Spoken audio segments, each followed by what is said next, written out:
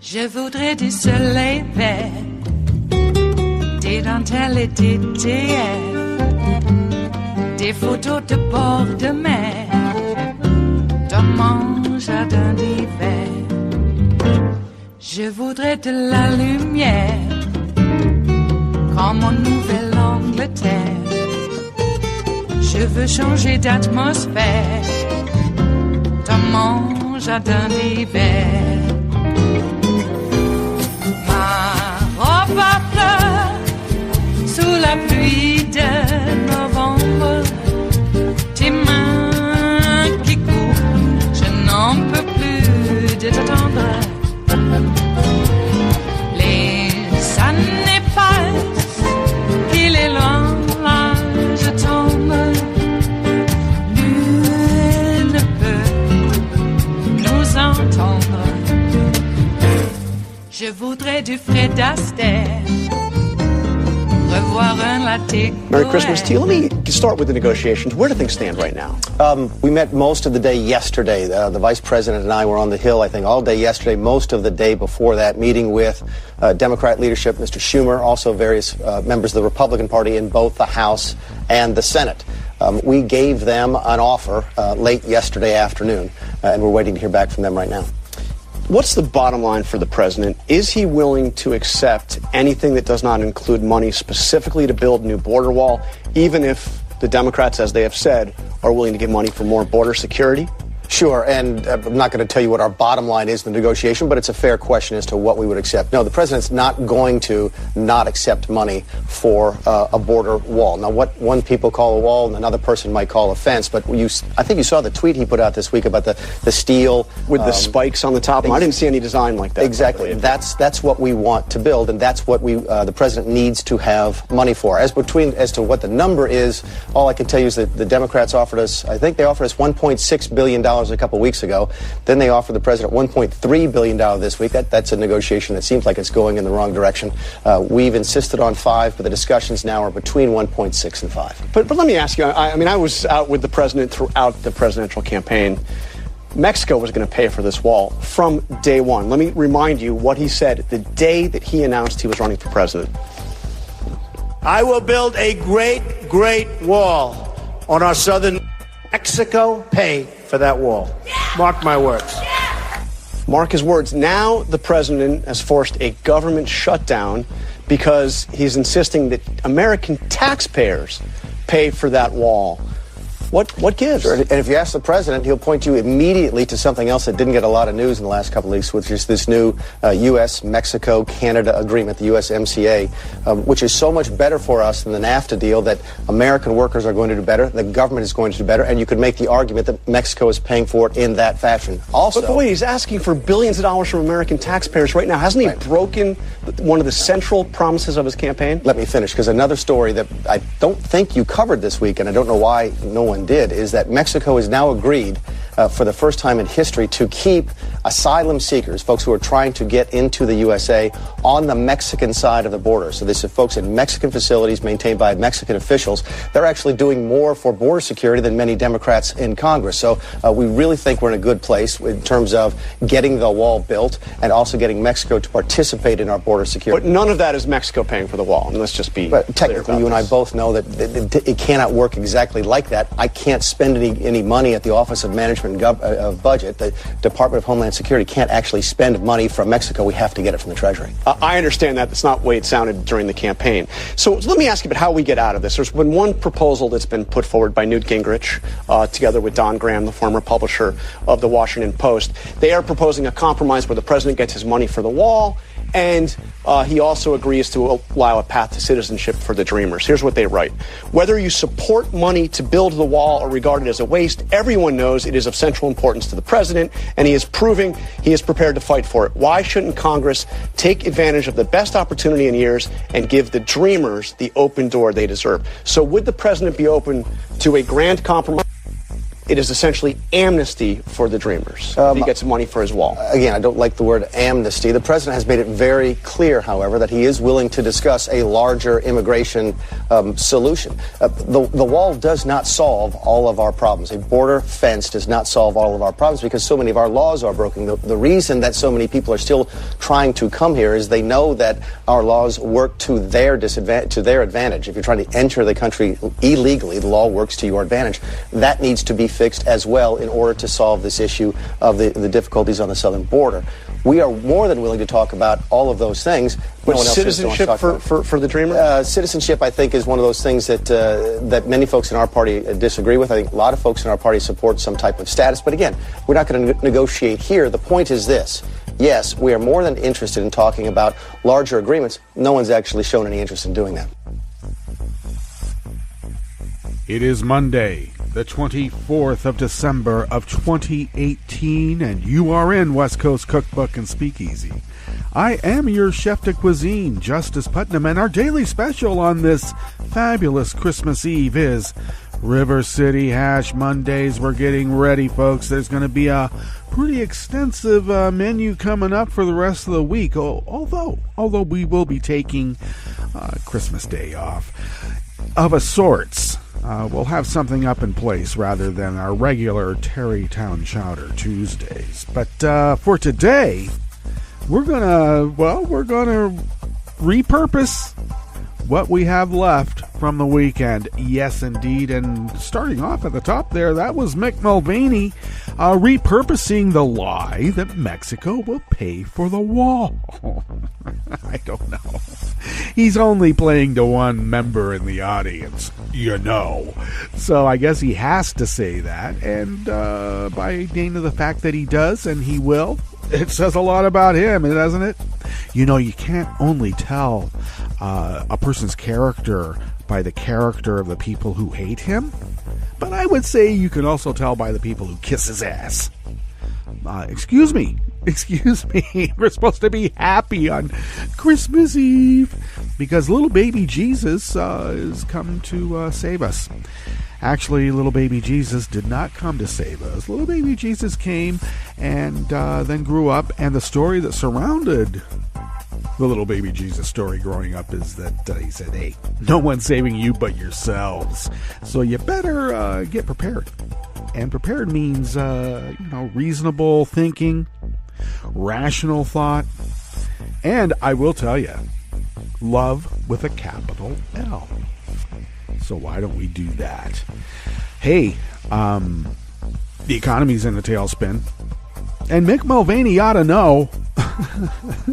And what's up with Munchin?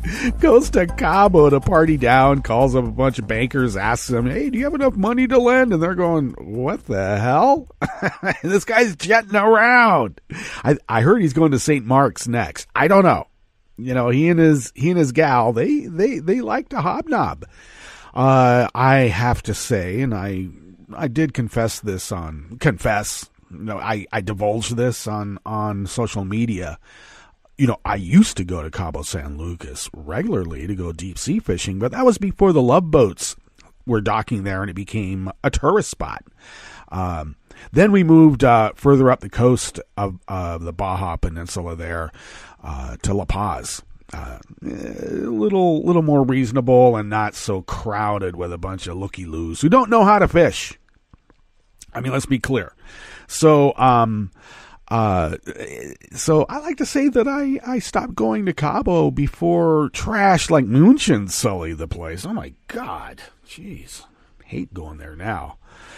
Well, so he's down there, or was down there. I think he's probably, like I said, I think he's jetted to St. Mark's now. There was reports of a jet that is similar to the one that he commandeers a government jet that he commandeers to jet around and sit around a bunch of gold bars and polish him up for a little bit. I wonder what else is getting polished up, especially with that gal. She is so turned on by bling. Huh. Or maybe she's just acting. You never know. You never know. Hey, what's on the rest of the menu here today? Well, we started off, of course, with Mick. And on the rest of the menu here in the Bistro Cafe of West Coast Cookbook and Speakeasy, River City Hash Mondays. It's our Christmas Eve special, River City Hash Mondays, by the way. Hey, this is somewhat of a gift from Santa or whomever. An arrest warrant has been issued for Proud Boys lawyer Jason Van Dyke after he failed to show for a bond hearing over a credible death threat he issued. Well, he's probably a sovereign citizen, and, mere laws of America mean nothing anyway. They're moot. Congress demands that Homeland Security Secretary Kirstjen Nielsen must answer for the mass kidnapping and the dead kids under her watch. She's not very happy about that either. And the war on Christmas is fake news, but the war between science and religion is so severe, no amount of accommodationism will broker a truce. See what I did there? Do you see? After the break, we then move to the chef's table, where Trump tells his aides they are effing idiots. Actually, he has the UCK in there also, but I have to draw a line somewhere, all right? So he calls them effing idiots for failing to suppress all the negative media coverage he causes. Someone's got to clean up the mess, and they always have for this messy fellow. And the last surviving fighter from the doomed 1943 Warsaw Ghetto uprising dies in Israel at the age of 94. Rest in peace, great man. All that and more on West Coast Cookbook and Speakeasy. Bon appetit.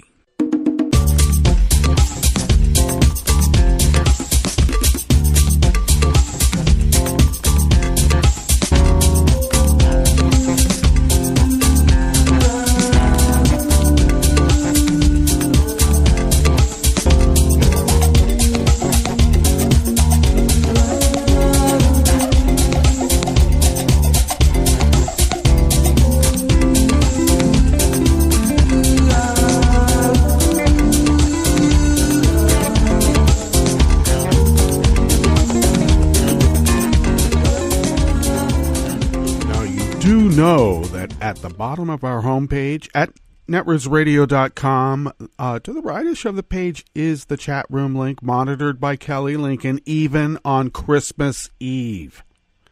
Even then. And she does that so diligently that we always want to commend her for that. Thank you, Kelly. And if you then take a gander to the leftish of the page from the chat room link at the bottom of our homepage at netrootsradio.com, you will notice the contribute button. And all kidding aside, we are in somewhat of a more structured, shall we say, fund drive. And your recurring contribution through Patreon helps Netroots Radio keep the lights on here, and we really appreciate you doing that. Bills have gone up, and we got to pay them, and we're unable to do that without your generosity. So in this season of giving, God, I hate that, but truly, in this season of giving, if you could afford even just a cup of coffee a month for us, that will go a long way, and we will continue resisting as we know the founders originally intended. If you want to, you could follow Netroots Radio on Twitter at Netroots Radio. Tom takes care of that. You can follow me on Twitter at Justice Putnam. I post the show notes and links diary, of course, on Daily Co's about 10 minutes before showtime. An integral part to the show, I might add, because they are really the show notes and links. You can follow the show on Twitter at Cookbook West and pick up podcasts by way of Spreaker, Stitcher, TuneIn, iTunes, YouTube, iHeart, and wherever fine podcasts can be found. All right.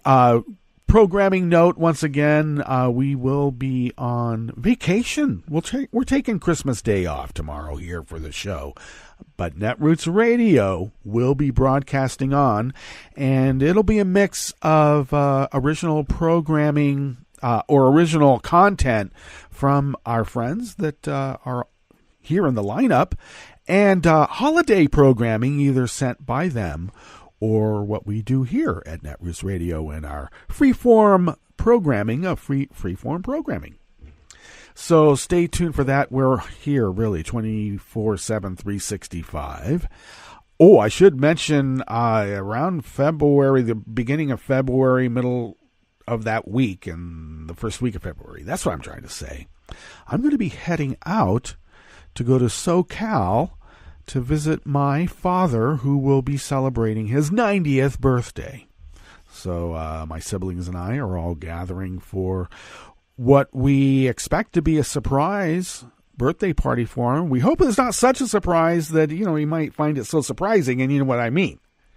So, but he's not the kind of guy that is unduly activated by sensations around him where, it might impact him. So far. But we're looking forward to that. So I'm giving you a heads up. And we're going to figure out how to keep the radio station going for the time that I'm gone, since the configuration here is a little different now. And but we'll keep you apprised of that. And we are truly at Netroots Radio 24/7, 365, resisting that which needs to be resisted. All right, let's get on here with this first article here. In the Bistro Cafe of West Coast Cookbook and Speakeasy, River City Hash Mondays. This article is by Dalton LaFerny, Jenna Duncan, at the Denton Record Chronicle. A warrant has been issued for the arrest of Denton lawyer Jason Van Dyke, who failed to show up Friday for a bond hearing in connection with a death threat he made. Judge Kobe Waddle granted a motion for the Denton County District Attorney's Office to revoke Van Dyke's surety bond, which was set at $1,000. Yeah, I guess he's going to bail on that, literally. Okay, he was charged in September with a misdemeanor count of falsifying a police report with Oak Point Police. Earlier this month, the district attorney's office received a statement from Tom Retzlaff, whom Van Dyke had sued for defamation, claiming Van Dyke had threatened to kill Retzlaff, prompting the hearing. Friday's hearing came with a heightened sense of security. Members of the public, lawyers, and 5 bailiffs were in the courtroom. City Council member Deb Armator, who had been subpoenaed in the case, was not present. Neither was Retzlaff. Armator said she was sequestered in a safe room outside the courtroom. Apparently, he's made death threats to various individuals in the community.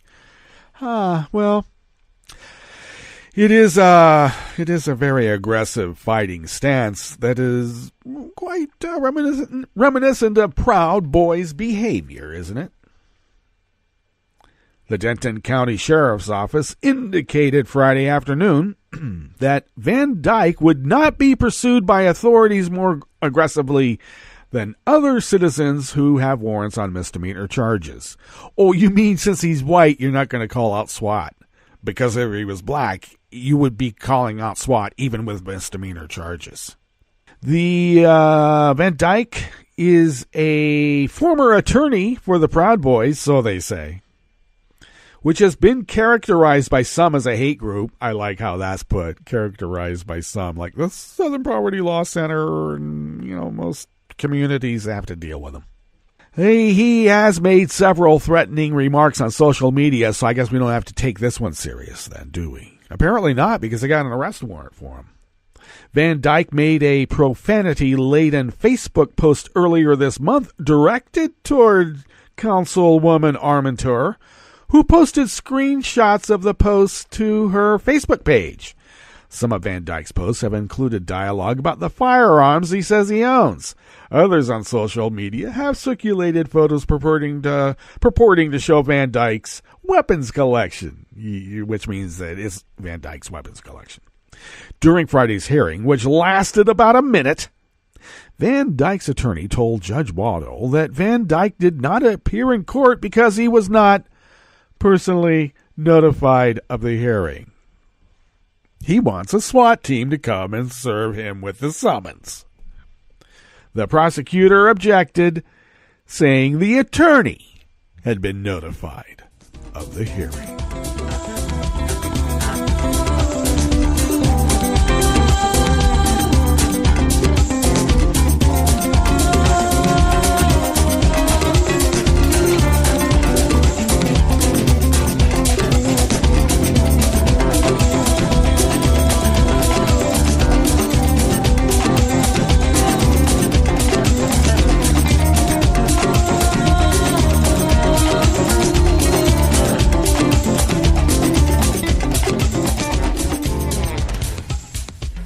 This next offering here in the Bistro Cafe of West Coast Cookbook and Speakeasy River City Hash Christmas Eve Special is by Oliver Willis. Now, I've often given the veiled excuse that a lot of this, shall we say, goose step behavior that we've been noticing could be blamed on just the gin and tonic talking. But when it comes to Homeland Security Secretary Kirstjen Nielsen, in this reporter's opinion, I think it's more of the tonic than the gin. Well, she did she got an earful from Congress last week, Thursday, by the way, when she was called to answer for the multiple abuses that she has enabled in her department. Representative Gerald Nadler, you know he's a Democrat from New York, right? Of course you do. Started off by criticizing the Trump administration's policy of separating families at the borders. On what planet can a humane, democratic country deport parents without giving them the opportunity to have their children with them, and without maintaining records so you could identify them afterwards? Nadler asked. The fact that this was handled so poorly, he continued, that some separated children have yet to be reunited with their parents is unacceptable. Mass kidnapping by the federal government is criminal. Nielsen is the most senior official under Trump responsible for the execution of, and let's make it and be clear, the racist and cruel family separation policy. Representative Louis Gutierrez, Democrat of Illinois, told Nielsen the way she has gone about her job, quote, makes it seem like you agree, end quote, with Tucker Carlson, the conservative Fox News host, under fire for pushing hateful white supremacist messages. Carlson has said immigrants make America poorer and dirtier and more divided. Rich, coming from somebody rich like him, who can't stand anything that would bring the class divide closer. Well, Gutierrez called out Nielsen for lying in July when she tweeted, "We do not have a policy of separating families at the border, period." The congressman awarded Nielsen the all-time record for lying for that false statement. He described the callous policy as repugnant. Thank God there wasn't a wall that stopped Jesus from seeking refuge in Egypt. Noting Christmas is just days away, thank God there wasn't an administration like this, or he too would have perished. He concluded, "Shame on us for wearing our badge of Christianity during Christmas and allow the secretary to come here and lie." Well, angrily, Nielsen said, "Calling me a liar are fighting words." And then she whined, and this is Oliver Willis. I totally agree in the embellishment. She then whined, "I am not a liar," as she continued to lie about her statement. Guterres walked out of the hearing room in disgust, and well, he should. Now, as the hearing drew to a close, Nielsen's inability to report to Congress on basic data about her job came into question. I mean, they don't know how many kids that they've separated from their families, where the parents have gone. Now, I've heard this excuse from some people who are just hearing this now. Well, the parents made an agreement that they could sign their kids away and then they could, leave. Not knowing that they were essentially forced or unduly coerced or ignorant of the actual paperwork that was put in front of them, since there was no translation. Once these people who have heard that then hear this other information of them about the coercion, not knowing what they were signing, thinking they were signing an asylum application, and instead were signing their children away, that is a whole lot different. So they don't know how many children that they've kidnapped. They don't know how many parents they've deported. Well, they know that. They don't know where they sent them, even though they're supposed to bring some back now. And they don't know how many children have died. Representative David Cicciolini, Democrat of Rhode Island, incredulously asked Nielsen, "As you sit here today, you do not know how many human beings have died while in custody of the department that you lead? And in preparation for today's hearing, you did not ascertain that number? You do not know it today?" In which Nielsen responded, "I don't have an exact figure for you. I am talking about people that have died in your custody," Cicciolini emphasized. Nielsen merely promised to get back to him at a later date.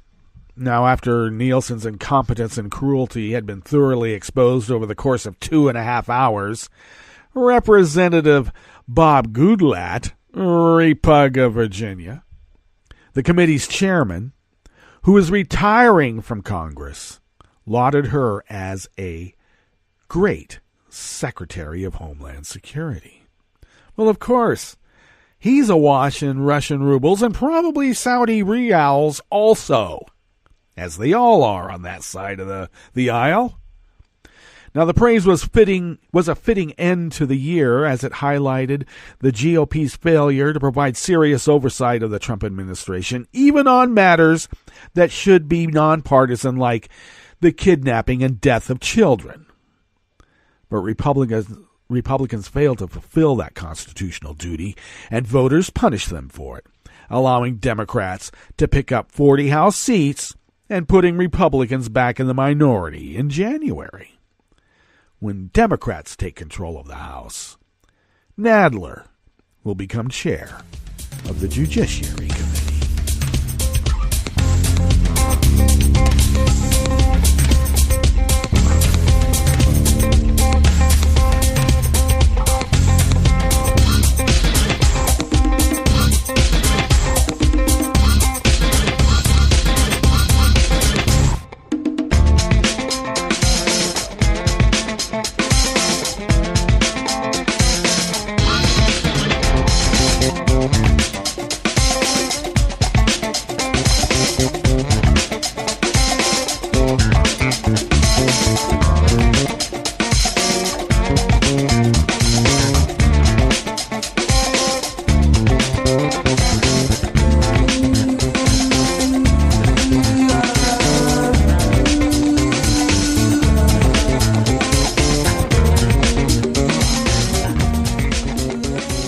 Of course, with this last offering here at the Bistro Cafe of West Coast Cookbook and Speakeasy, River City Hash Mondays Christmas Eve special.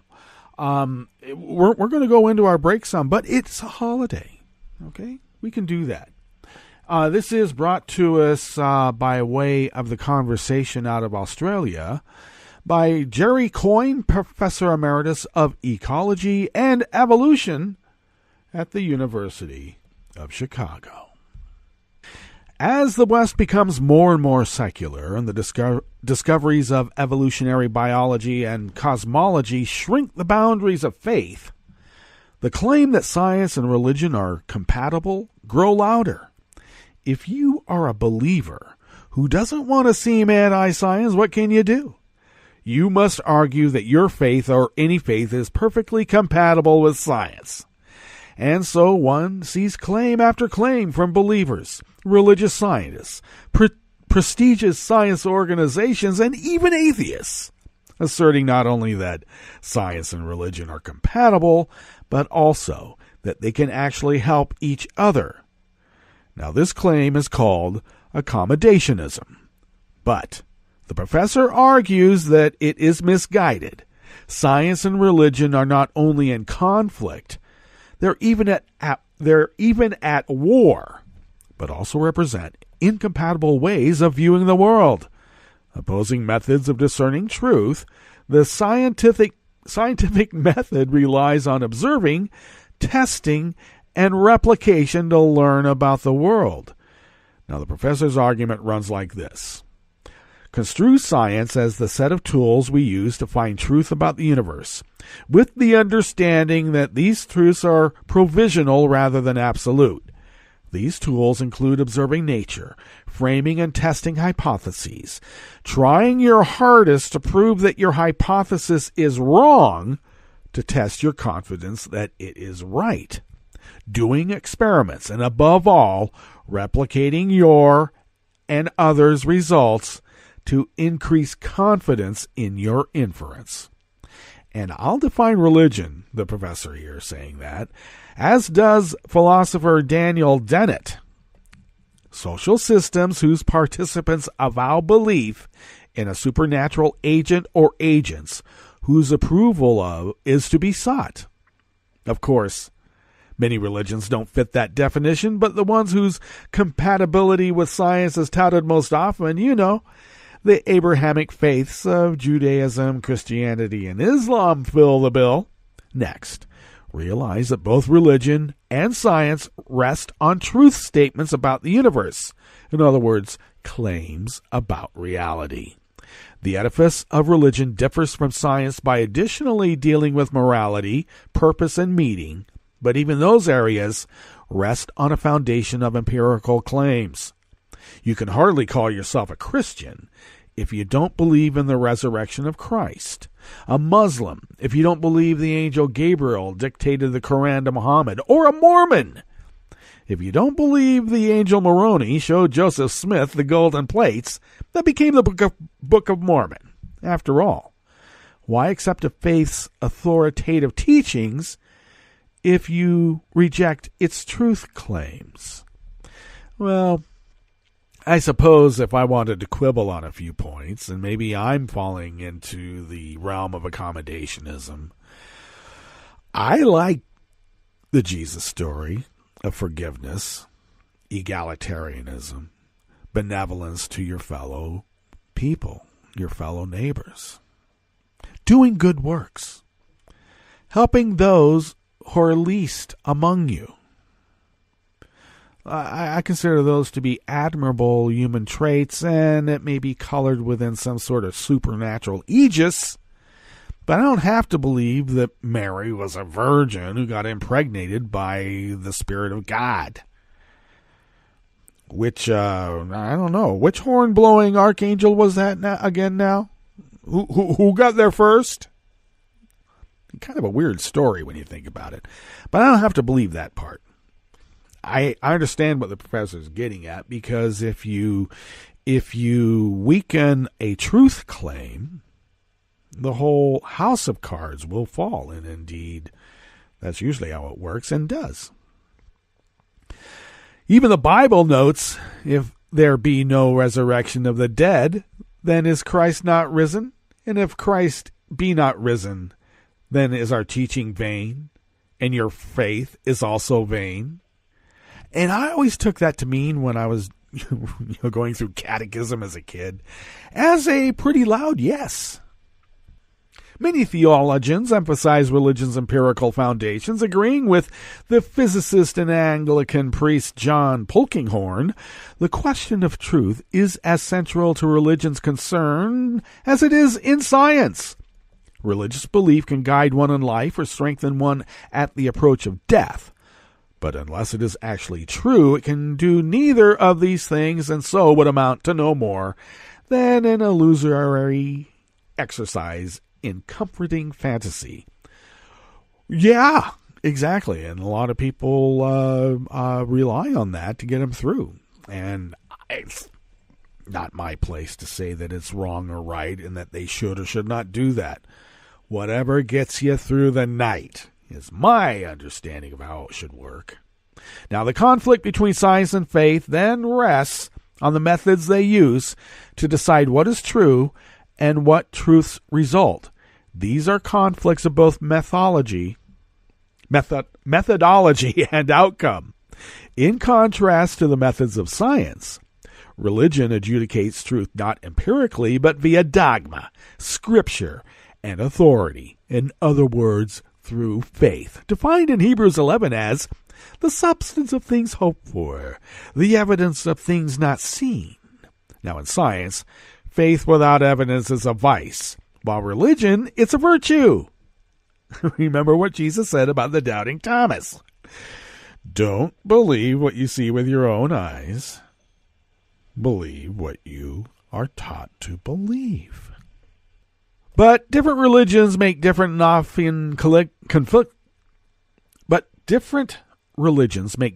and often conflicting claims, and there's no way to judge which claims are right.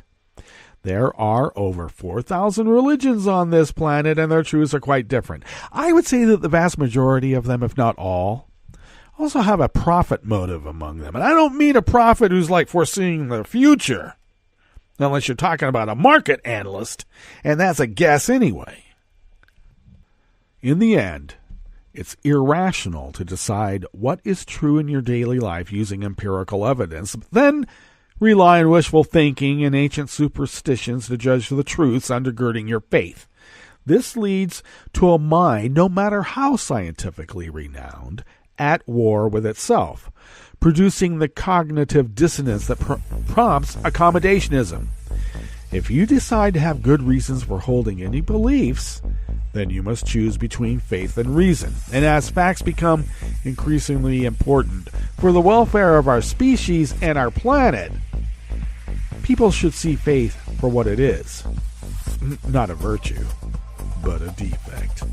Now, Merry Savage Christmas. Let's go to our break. And when we come back, we are going to go through weather from around the world and finish up with the stories that we have curated for you today. You are listening to West Coast Cookbook and Speakeasy, and we will be right back. You are listening to netrootsradio.com. Please hang up and try again.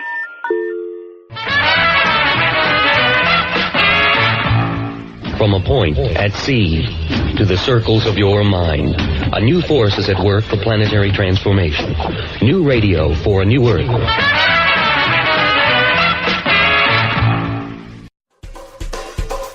This is Scientific American's 60-Second Science. I'm Karen Hopkin. Exercise builds muscle, but it also strengthens bones. Exactly how exercise boosts bone strength is a matter of debate and a subject of scientific scrutiny. Now, a new study in mice shows how a hormone secreted by active muscle cells triggers bone remodeling. Physical activity stimulates the release of multiple molecules from skeletal muscle. Take irisin, for example. This hormone, named after the Greek messenger goddess Iris, is produced by running rodents, and by us humans when we do high-intensity aerobic training. Once it's generated, irisin improves bone density and strength. To find out how, Bruce Spiegelman and his colleagues at the Dana-Farber Cancer Institute and Harvard Medical School took cultured bone cells and located the receptor to which irisin binds. This receptor protein is particularly abundant on cells called osteocytes. These cells are the master regulator of bone remodeling and the most abundant cell type in bone. What we found interesting in this paper is the magnitude of the effects we get in terms of irisin acting to stimulate osteocytes and preventing their death in culture. Also, their ability to make a key protein, sclerostin, under the stimulation of irisin. Sclerostin is a protein that actually stimulates the breakdown of bone. That irisin, which builds bone, would promote the production of sclerostin, which destroys it, may seem counterintuitive. But Spiegelman says that it's this bit of bone breakdown that signals the body to engage in some skeletal renovation. The results appear in the journal Cell. Boning up on the actions of irisin could help us work out how we can derive the most from our workouts, and possibly keep our bones dense enough to keep us dancing in our dotage. And the new work identifying the receptor also allows us to really much more easily identify what are other target cell types for irisin, with particular reference to neural cell types where there is suggestive evidence by us and others that irisin may play a neuroprotective effect in disorders such as Alzheimer's disease, Parkinson's disease, and ALS. Thanks for listening. For Scientific American's 60-Second Science, I'm Karen Hopkin.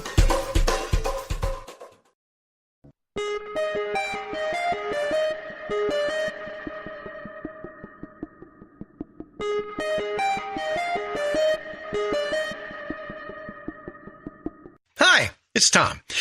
Could we humbly suggest your donation to netrootsradio.com? All we've got to run this 24-hour powerhouse of progressive resistance radio is what comes out of our own wallets. And you are our biggest donor. And it doesn't take much, $3, $5. Just go to the bottom of our netrootsradio.com page and hit our secure donate button. Heck, you can even make a recurring contribution, and you'll get a wondiferous pair of Netroots radio stickers for application to your backpack, your bumper sticker, or your banjo. Well, it's up to you which backpack you want to put it on. So donate what you'd like at the bottom of our netrootsradio.com's homepage, because you are our biggest donor. netrootsradio.com. Together, we are Resistance Radio.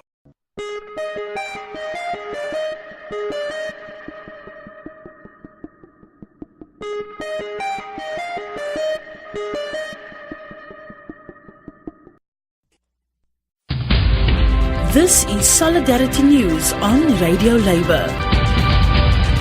I'm Simari Ainsborough.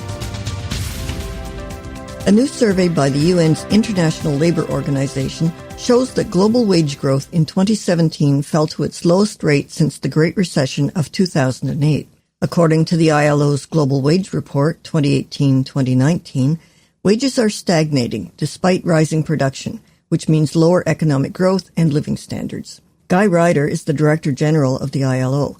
He is the first unionist to lead the organization in its 99-year history. In an interview with UN News, he was asked about the report's findings. The report, which is about wages in the world, shows that the rate of growth of wages around the world is slowing down. We're down to the lowest rate of wage growth, 1.4%, since the 2008 global crisis. And I think this should be a source of worry. It means people's living standards are not increasing as much as we would like. It means that wages are still growing much less slowly than productivity, which means that there's been a transfer of income away from working people towards other sectors of the economy. And I think that has implications for demand. If you haven't got money in the pocket, you can't spend money. If you can't spend money, well, enterprises suffer, investment opportunities become more rare. So it is a worrying report. The main findings are worrying. One of the significant findings of the ILO report is that wages are rising much faster in the developing world than in economically advanced countries. Mr. Ryder was asked why this was happening. Beneath these totals, what we see, and it's, again, a long-term trend, is that whilst wages are growing more slowly in the richer countries, the industrialized north, if you wish, they're growing much more quickly in the emerging and developing countries. And this is not something new. This sort of process of double speed has been with us for a long time. And it does mean that we are seeing some degree, I don't want to exaggerate it, of convergence. That is to say, wages in developing countries are increasing more quickly than those in the higher income countries. And that sounds like good news, because we all want to see convergence around the world. But let's not exaggerate, because the gaps are still very, very big. There's a sort of a slight movement together, but we're still a long way apart. And I think that we have to bear in mind that very often the level of wages in developing countries is simply not high enough for people to meet their basic needs. So we need to go a lot further than what we're seeing right now. Mr. Ryder was also asked about the report's finding on the gender pay gap. Actually, this is the first time we've really focused in on the gender pay gap, but we can give you some sort of historical trend. We estimate the world level. There's a lot of variation between countries, but the overall figure is 19%. That is to say that women doing the same job as men still get paid 19% less than the men. And this goes diametrically against this basic principle of equal pay for work of equal value, which has been in the constitution of the ILO for 100 years, and which figures also in the United Nations 2030 Sustainable Development Goals. So this is perhaps the biggest single injustice in the world of work, and one where the international community has committed to action in the 2030 Agenda, and where we hope that our report will pinpoint where we can make a difference. The Global Wage Report has a special section on what it calls the mother penalty and the father premium. Mr. Ryder was asked to explain these. One thing the figures show, and they show it very clearly, is that women in general are disadvantaged by comparison with men in terms of wages. But the moment that women become mothers, that gap becomes greater. So there is just simply, the figures show this.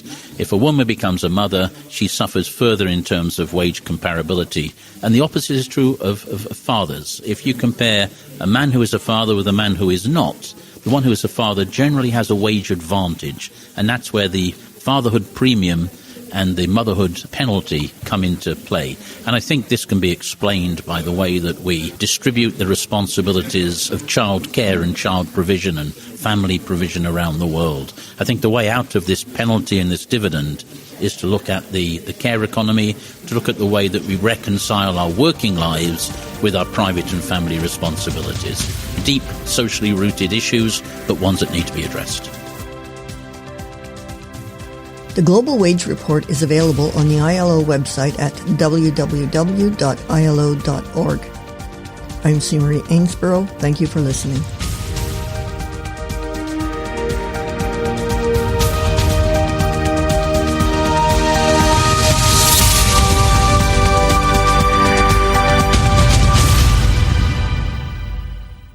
From UN headquarters in New York, I'm Luke Vargas with your World in 2 Minutes. This holiday season, we asked some friends of the show to share positive developments from 2018 that didn't get enough attention. Sarah Rapucci is the Senior Director for Research and Analysis at Freedom House and says 2 African countries have emerged as the new bright spots for freedom and rule of law on the continent. The first is Ethiopia. This is a country that had a very complete authoritarian regime that had been in power since 1991. And was regularly oppressing the opposition, journalists, civil society, and has seen a pretty noticeable turnaround in this year. Ethiopia's new Prime Minister, Abiy Ahmed, took power in April, and Rapucci says pleasantly surprised observers by pursuing a range of reforms. The release of hundreds of political prisoners, a lifting of a ban on some political movements, very significant appointments of women into the cabinet, including a new female president, and also the unblocking of more than 200 websites. Some 2,000 miles to the southwest is another encouraging bright spot. Similarly, in Angola, we had an internal change of leadership within a ruling party that had been in power since independence. And then that new president, Lourenço, has taken upon himself to make changes. Lourenço's reforms are more narrow than those in Ethiopia and primarily focused on investigating corruption that's drained the country of vast amounts of wealth since breaking free from Portuguese rule in 1975. Rooting out endemic corruption, though, won't be easy. That'll be the question, is how far can this go? And once it starts to touch on people who still have some power, will they start to fight back? That's all for today. Tune in tomorrow as we continue our look back on 2018. I'm Luke Vargas at the United Nations.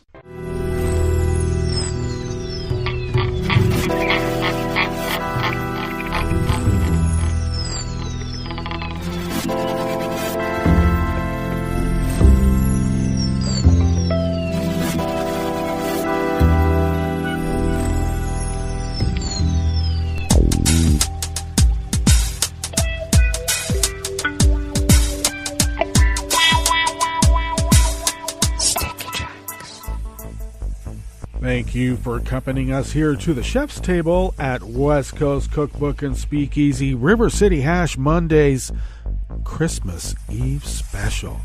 We always begin weather from around the world along the banks of the Rogue River and the Rogue River Valley of Southern Oregon on the west coast of the continental United States of America, where it is currently 44 degrees. We are expected to be a bit warmer than yesterday, topping out for a high of 48, and we are currently under copious amounts of water falling from the sky at a high volume, by the way.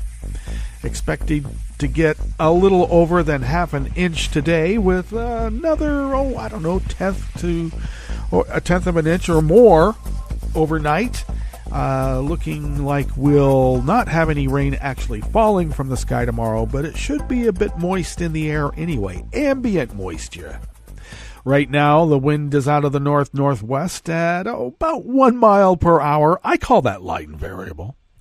But it will be picking up in just a couple of hours here, as it will shift then out of the south-southeast at 5 to 10 miles per hour, bringing in, I suppose, showers and rain.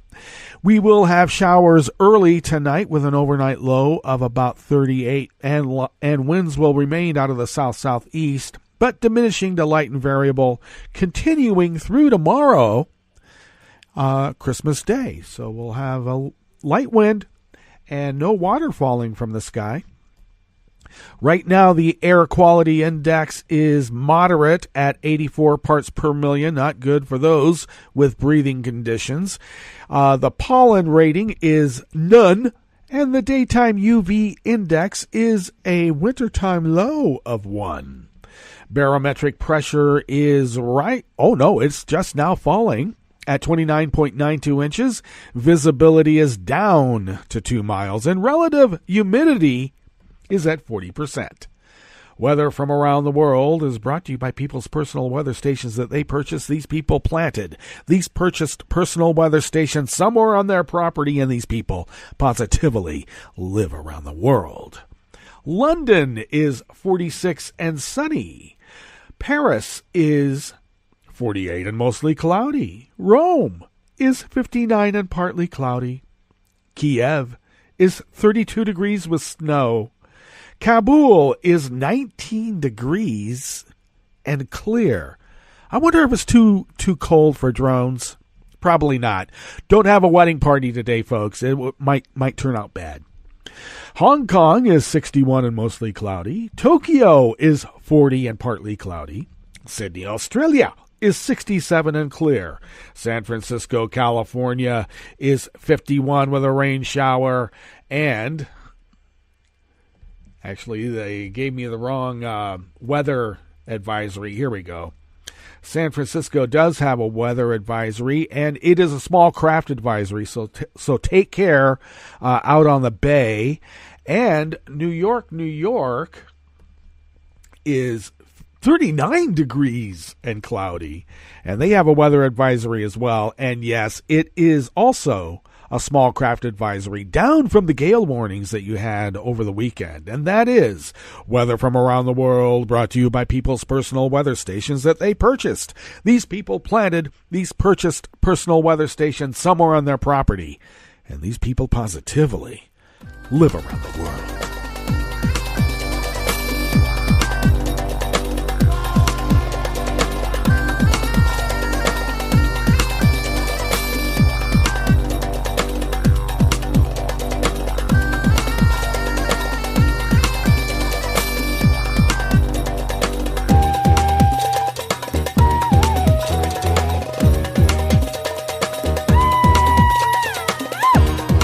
His first amuse-bouche here at the chef's table at West Coast Cookbook and Speakeasy. River City Hash Mondays Christmas Eve special is by Jonathan Vankin out of the Inquisitor. Well, it looks like Trump has been reduced now to calling his aides effing idiots, and he had the CK part in there too, the hard consonant sound. But I'm saving you this morning. Or whenever you might be hearing this as podcast as well. I better hurry up here because 2 days after Trump associates reveal that Trump was in a tailspin and flipping out inside the White House as a series of crisis situations, largely of his own making, unfolded around him. A new report by the New York Times paints an equally dark and alarming portrait of Trump behind the doors of the Oval Office, saying that Trump is convinced that people around him are fools, angry that they resist his wishes, and uninterested in the details of their briefings. Well, of course. Now, Peter Baker and Maggie Haberman used interviews with about 30 current and former administration officials, personal friends, political allies, lawmakers, and congressional aides. Well, sounds like the Woodward model. Portrays Trump as angry at aides over what he perceives as unfairly negative coverage of him in the press, telling them, "Can you believe this? I'm doing great.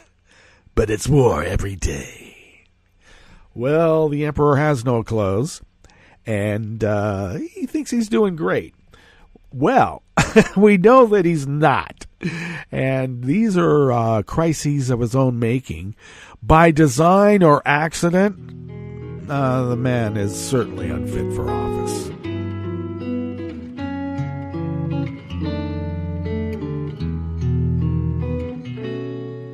Je te donne ce mon amour pour la vie entière. La promesse de me trouver à tes genoux. Aussitôt que tu m'appelles, rester toujours fidèle. C'est tout, c'est tout. Je te donne tous mes printemps, mes étés de mer, mes automnes quand les feuilles tombent partout. Si ce n'est pas une bonne affaire, je te donne tous mes hivers, c'est tout. This last amuse-bouche here at the chef's table at West Coast Cookbook and Speakeasy is by anonymous worker bees at the Agence France-Presse. The last surviving fighter from the doomed 1943 Warsaw Ghetto uprising by Jewish partisans against the Nazis died Saturday in Israel at the age of 94. Simcha Rodam, who went by the nom de guerre Kazakh, served in the Jewish fighting organization that staged the uprising as Nazis conducted mass deportations of residents to the death camps. Well, he joined the uprising and helped save dozens of fighters. Hundreds of Jewish fighters began their fight on April 19th of 1943 after the Nazis began deporting the surviving residents of the Jewish ghetto they had set up after invading Poland. The insurgents preferred to die fighting instead of in a gas chamber at the Treblinka death camp, where the Nazis had already sent more than 300,000 Warsaw Jews. Speaking at a 2013 ceremony in Poland to mark the 70th anniversary of the uprising, Rodam recalled that he suffered a lot of guilt about maybe hastening the deaths of those survivors, because there were about 50,000 left in the ghetto when they began the uprising, and almost all of them, well, those who didn't escape, as Rodam did, through the sewers of Warsaw, by the way, ended up in Auschwitz or Treblinka. All right, that brings us to the end of our broadcast period for the day. But Netroots Radio broadcasts on, and we'll meet up on Wednesday for Smothered Benedict Wednesday. Stay tuned in this time period tomorrow. We'll have something in place for West Coast Cookbook and Speakeasy. So stay tuned to Netroots Radio 24/7, 365 for all the news as it breaks. And we will meet up with you on Wednesday right here on West Coast Cookbook and Speakeasy. Bon appetit.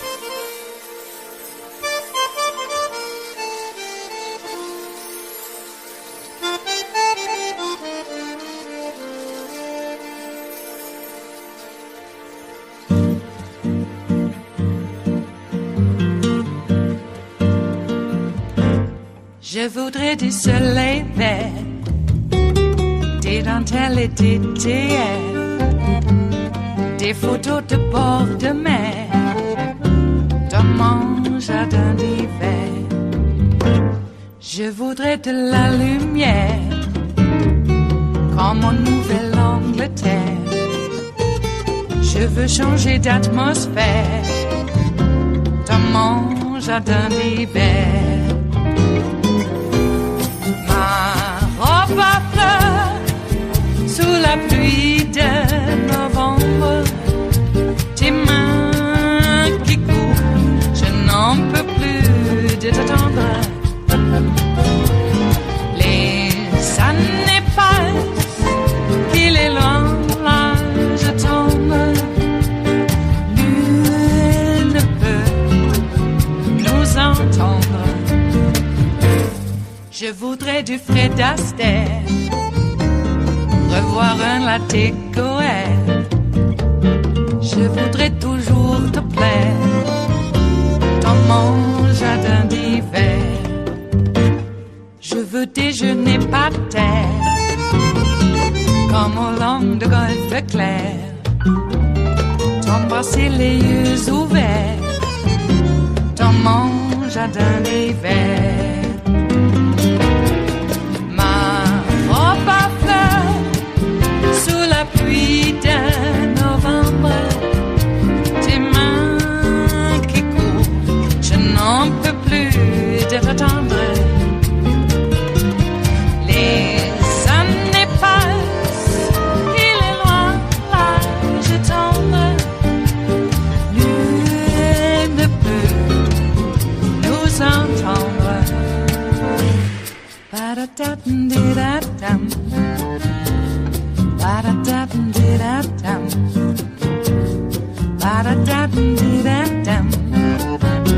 Dans mon jardin d'hiver. Ba-da-da-dum-di-da-dum. Ba-da-da-dum-di-da-dum. Ba-da-da-dum-di-da-dum. Dans mon jardin d'hiver. Dans mon jardin d'hiver. Dans mon jardin d'hiver.